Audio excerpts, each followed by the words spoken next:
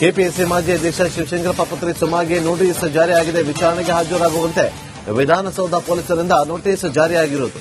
ನೇಮಕಾತಿ ವೇಳೆ ಸುಳ್ಳು ಆದಾಯ ಜಾತಿ ಪ್ರಮಾಣ ಸಲ್ಲಿಕೆ ಮಾಡಿರುವಂತಹ ಆರೋಪ ಕೇಳಿಬಂದಿದೆ.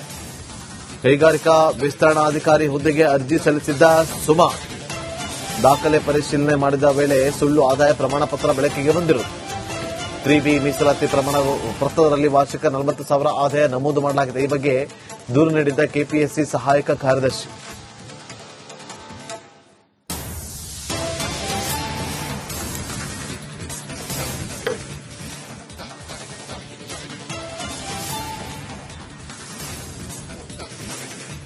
ನೋಡಿ, ನೇಮಕಾತಿ ವೇಳೆ ಒಂದಷ್ಟು ಅಕ್ರಮಗಳು ನಡೆದಿತ್ತು ಅಂತೇಳಿ ಒಂದಷ್ಟು ಆರೋಪಗಳು ಕೇಳಿ ಬಂದಿತ್ತು.